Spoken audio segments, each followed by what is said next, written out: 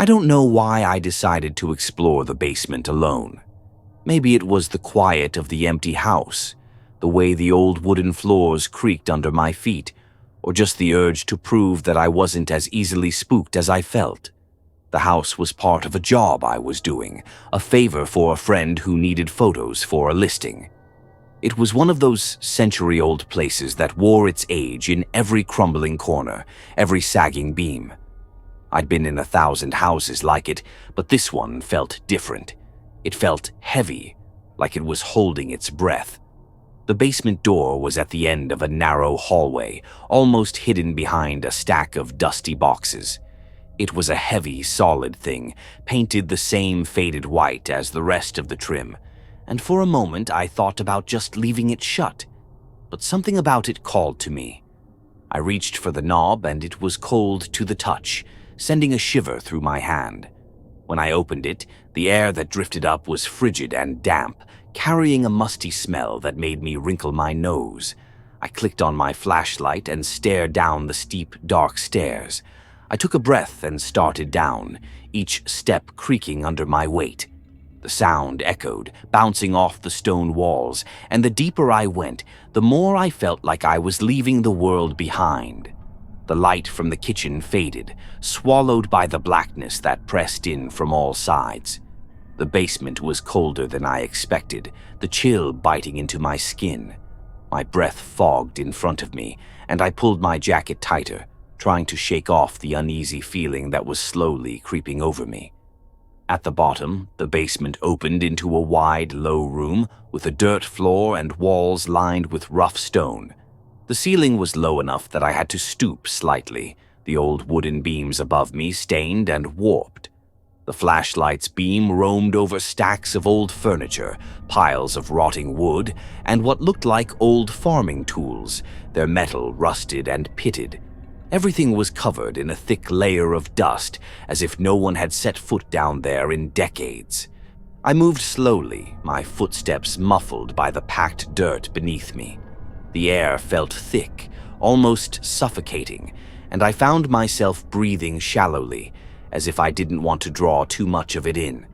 The silence was absolute, the kind that makes your ears ring and every tiny sound feel like a gunshot. My flashlight's beam flickered and I cursed under my breath, smacking it against my palm until the light steadied. I kept telling myself it was just an old basement, that I'd been in worse, but I couldn't shake the feeling that something was wrong. It was like the room was watching me, its shadows shifting just out of sight, clinging to the corners like something alive. The further I went, the heavier the air seemed to get, pressing down on my shoulders, making it hard to breathe. I was almost to the back wall when I saw it. The flashlight caught on something in the corner, a small, dark shape that didn't belong. I stepped closer, squinting to see, and realized it was a door. A small, iron door, bolted into the stone wall and covered in rust. It was so out of place, so wrong that it stopped me in my tracks. There was no reason for it to be there. It was barely 3 feet tall, more like a hatch than a door, with thick iron bars crossing over it. I didn't want to go near it. Every instinct told me to turn around, to go back up the stairs and shut the basement door behind me. But something about it pulled me in, a sick kind of curiosity that I couldn't shake.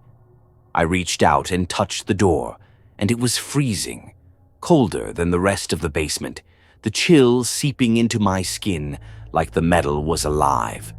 The bolts were old and rusted, but they didn't look like they'd been disturbed.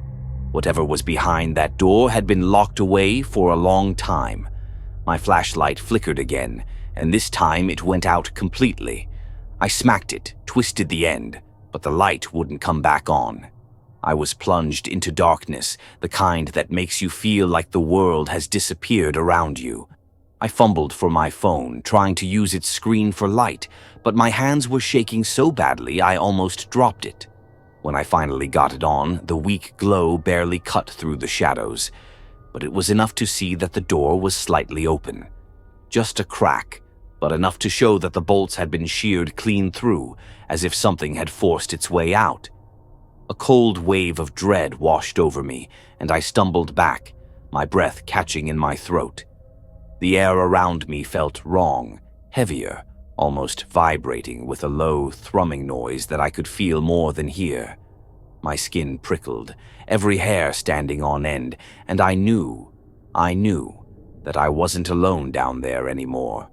I didn't want to look, but I couldn't stop myself.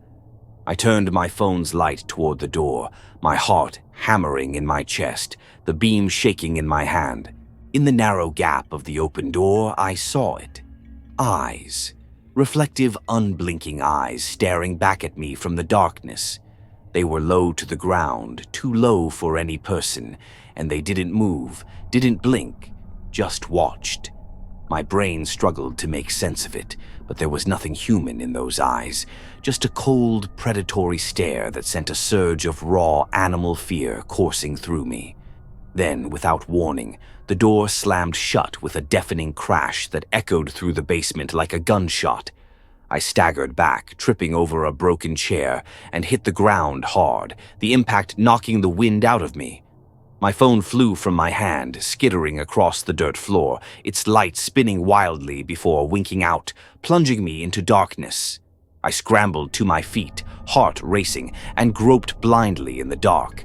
I could hear it now, a faint scratching noise coming from behind the iron door, a rhythmic, deliberate sound that set my teeth on edge. I backed away, feeling my way toward the stairs, my hands brushing against cold stone and rough wood.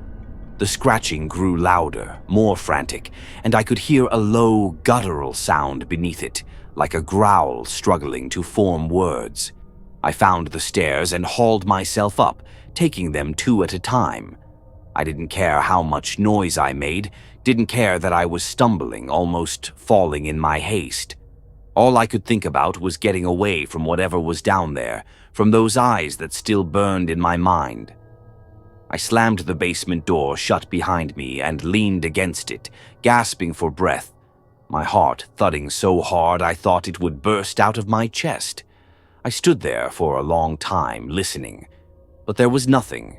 No scratching, no growling, just the muffled sounds of the house settling around me. I wanted to believe I'd imagined it, that it was just an old basement with creaky pipes and a door that stuck. But I couldn't shake the image of those eyes, couldn't unsee the way they'd stared back at me with something that felt like hunger. I bolted out of the house, not bothering to lock the door behind me. I didn't care. I just needed to get as far away from that place as possible. The fresh air outside felt sharp and bright, almost painful after the suffocating dark of the basement. I stood on the front lawn, my breath ragged, trying to convince myself that it was over. But the memory of that cold iron door and the thing behind it stayed with me, a shadow that clung to my thoughts long after I left. I didn't tell my friend about what I'd seen. I couldn't find the words that didn't sound insane. But as I drove away, I glanced in the rearview mirror at the house, its windows dark and empty. And for a moment, I thought I saw something move. A flicker of shadow in the basement window, something watching me leave. I didn't slow down. I didn't look back again. And I promised myself I would never, ever go into a basement alone. Not after that. Not ever again.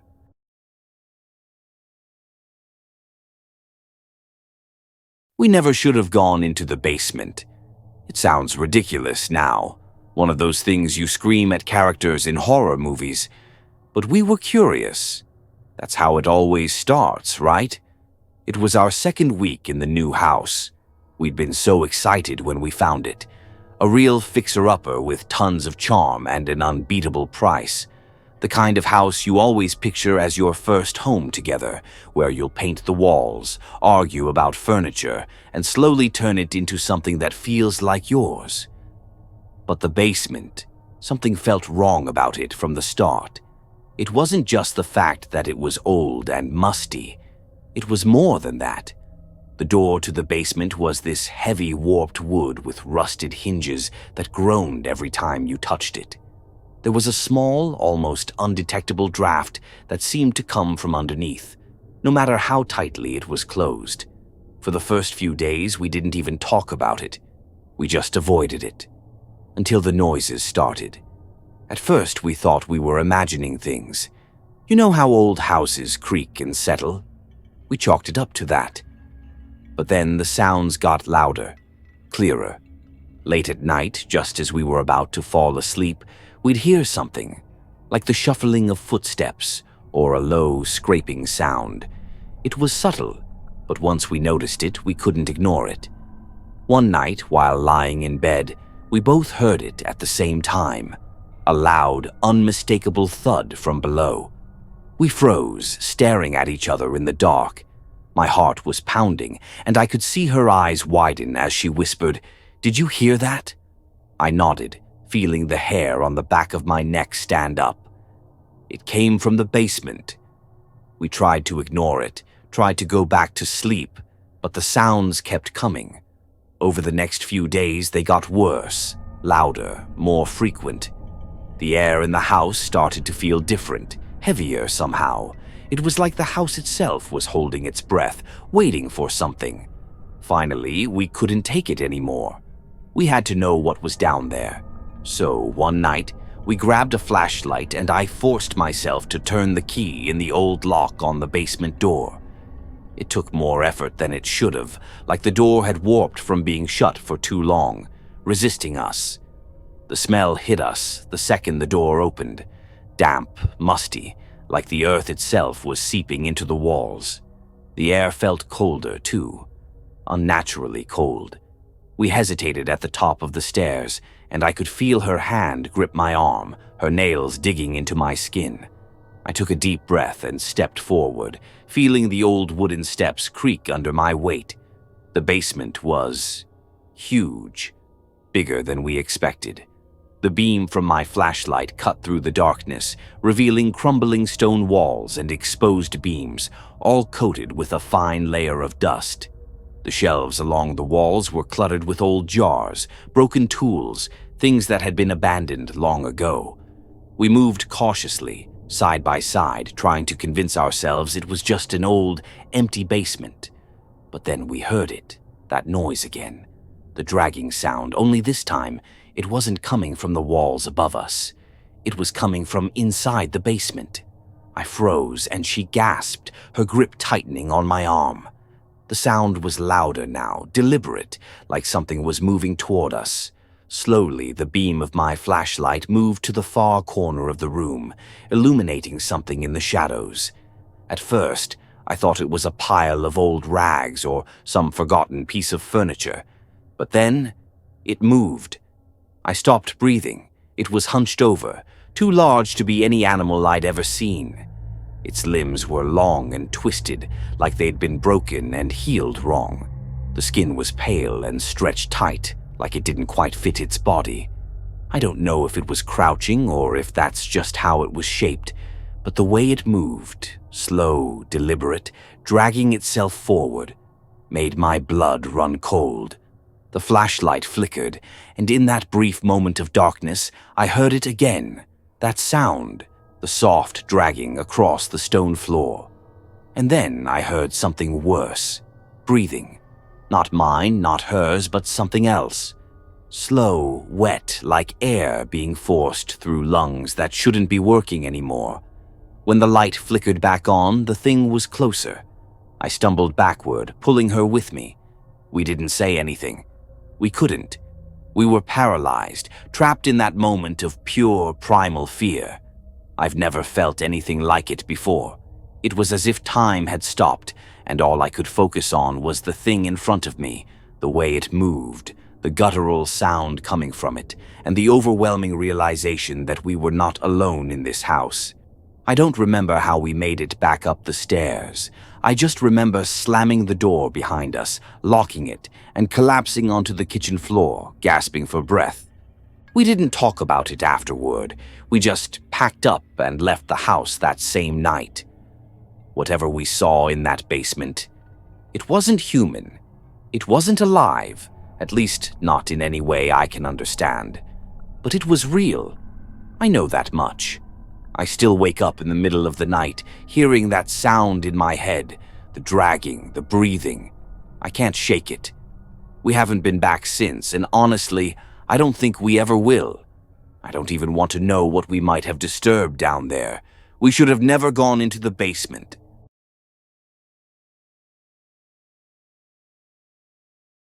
The house was the kind of place you'd drive past and feel an involuntary shiver, like the structure itself breathed. Old and forgotten, it stood at the edge of the town, half swallowed by the overgrown weeds and strangled by vines that clung to its rotting wood. We used to joke about it, calling it the place where nightmares go to die. But that night, none of us were laughing. We'd spent the day exploring abandoned spots, looking for a thrill to break up the monotony of another uneventful summer. But this house wasn't like the others. We felt it the moment we stepped onto the porch. It was in the way the wood groaned beneath our feet, as if it were warning us to turn back. The front door was slightly ajar, hanging crookedly on rusted hinges. I swear the wind didn't make a sound there. It just died the second it touched the house. A heavy stillness weighed on the air, thick like molasses, sticking to our skin and making every breath feel like swallowing glass.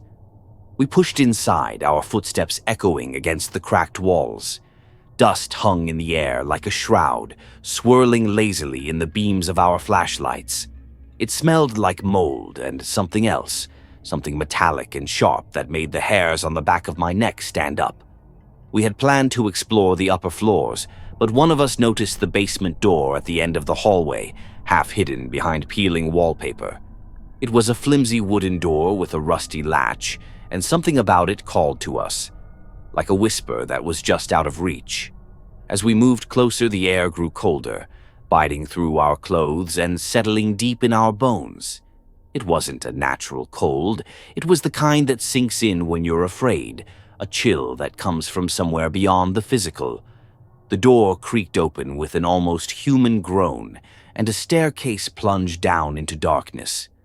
I remember hesitating, my hand gripping the flashlight so tightly my knuckles turned white. I didn't want to be the one to go first, but pride pushed me forward. We laughed nervously, trying to mask the unease, but the laughter sounded wrong, sharp and thin, swallowed by the black maw below.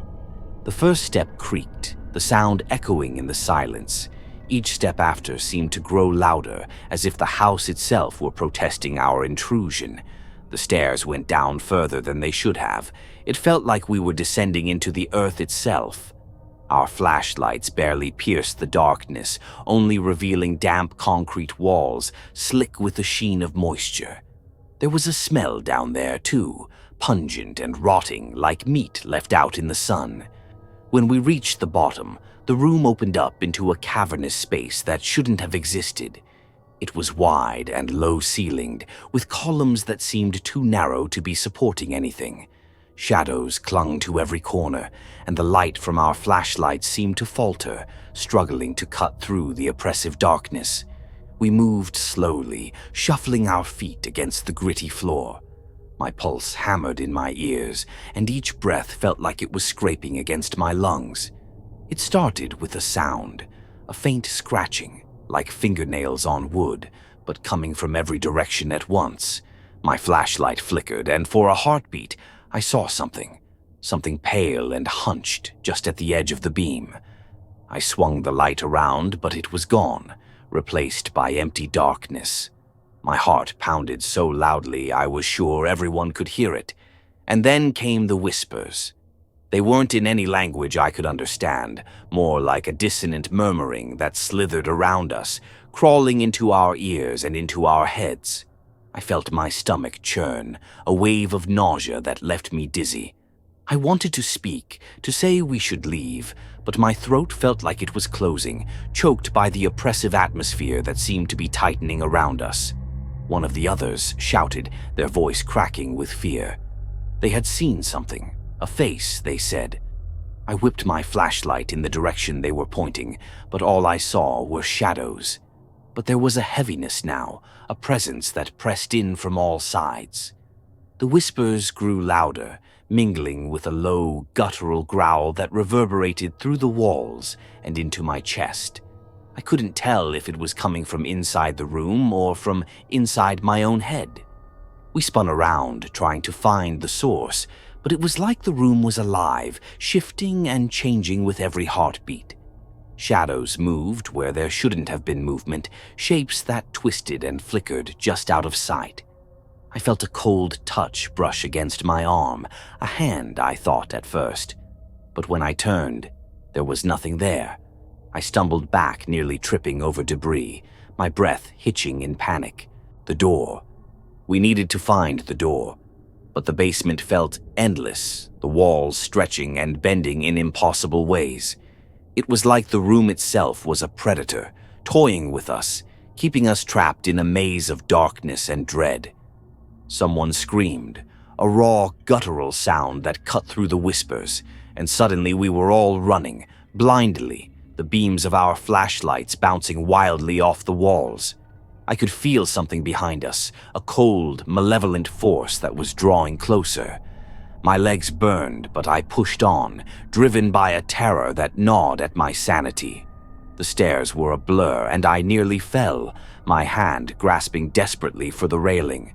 I hauled myself up, feeling splinters dig into my palm, and stumbled through the narrow doorway.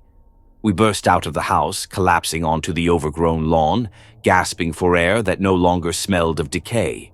I looked back at the doorway, half expecting to see something emerge from the darkness. But the house just stood there, silent and still, its windows like empty eyes staring back at us. For a moment, none of us spoke. We were too shaken, too consumed by the lingering echoes of whatever had been down there with us. My heart still pounded, my skin prickling with the memory of cold fingers and ghostly whispers. I didn't need to say it aloud. I knew we all felt it. We hadn't just been in that basement. We had been trapped in it, toyed with, and whatever was down there had let us go. But as we walked away, I couldn't shake the feeling that we hadn't really escaped. Not entirely. Some part of us was still down there, lost in the darkness, trapped with whatever lurked in that basement. And deep down, I knew we would never truly be free of it.